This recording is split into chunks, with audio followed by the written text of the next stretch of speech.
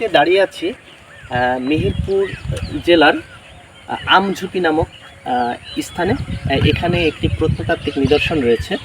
এই প্রত্নতাত্ত্বিক যে নিদর্শনটি রয়েছে এটি নীল চাষের ক্ষেত্রে তৎকালীন ইংরেজ যারা ছিলেন, লর্ড ছিলেন, তারা এখানে থাকতেন এবং থেকে এই অঞ্চলে নীল চাষের জন্য বিভিন্ন ধরনের নির্দেশনা দিতেন। এখানে যে নীলকুঠিটি রয়েছে এটি 18 শতকের দিকে তৈরি হয়েছে। এখানে অনেক সুন্দর একটা লোকেশন। তৎকালীন সময়ে এই ভবনটা নির্মাণ হয়েছে। আপনারা যদি আসলে দেখতে পাবেন। আর আমি ঠিক এই মুহূর্তে যে জায়গায় দাঁড়িয়ে আছি এই জায়গাটা হলো তৎকালীন যে ইংরেজ যারা ছিলেন তারা এখান দিয়ে নিচে নামতেন। এই যে পাশেই দেখছেন এটা হচ্ছে কাজলা নদী। এই কাজলা নদীতে তারা নামতেন, হয়তো স্নান করার জন্য নামতেন।